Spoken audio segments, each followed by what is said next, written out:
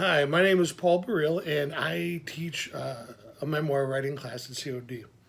So, memoirs are written for two different reasons, well, many different reasons, but two of the more popular reasons would be family history. Okay. You want, grandparents want to share their history and possibly the history of their grandparents, etc., with the new kids, the kids that are being born, the grandkids, great grandkids. So it's a very personal, very family history oriented idea.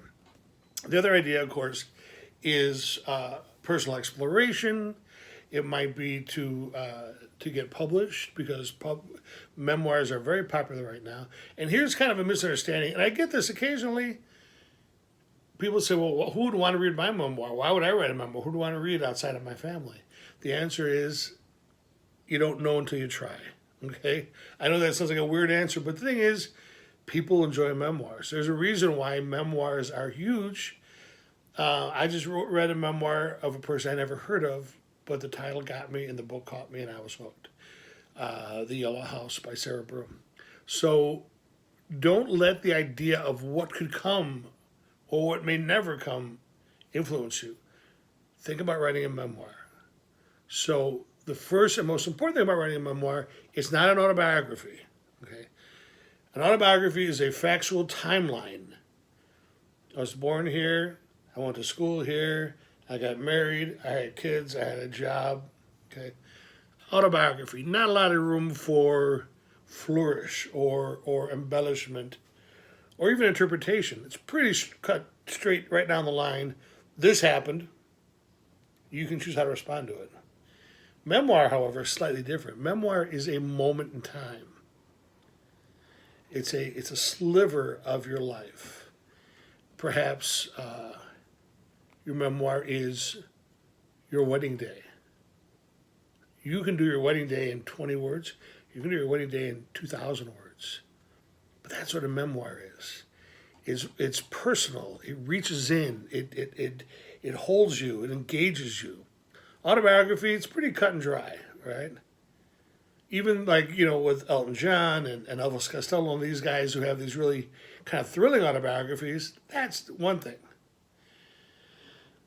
But a really solid memoir, no matter who wrote it, is going to draw you in. Now, you're probably saying, well, how do I start? Where do I start? Well, I would start with the word web, which looks kind of like this, okay? Now, what you're going to do is you're going to sit down and you're going to write ideas, lists, places I've lived, right? List them all, places I've lived, people who have impacted my life, write them all down. Specific items I have kept all these years, write them down.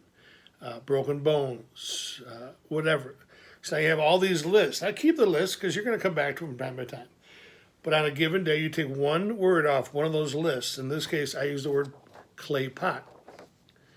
Now you put the word in the middle, and then you begin. Your perfect word web is not going to have the other circles yet, just the middle one. In my case, it's clay pot. So I'm going to come up here and I'm going to write mom.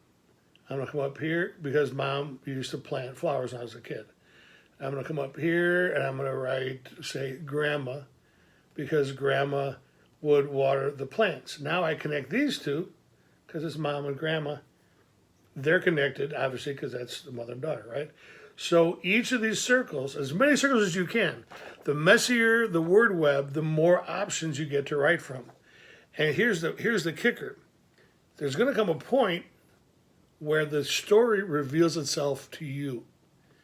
When you have something that has a lot of connections, you have an idea, say mom, and then mom makes me think of baseball because she used to bring me to practice, which makes me think of the rec center because that's where we used to play, which makes me think of swimming, right? And at some point, this word web is going to end up with revealing your story. And your story that started with a clay pot, your story might be about that day that you struck out and lost the big game, or hit a home run and won. Who cares? So now that you know what your topic is, now that the story's revealed itself to you, now you do what Natalie Goldberg will always say to do: just take out your pen and Start writing about what that moment is, what that, the smells, the sounds, because we don't care about the facts in a memoir. We really don't. We care about the feeling. We care that we're engaged. We care that you are sharing a deeper, meaningful part of you. Now, the other good news is that there are many publications, some online, some in print, that love memoirs.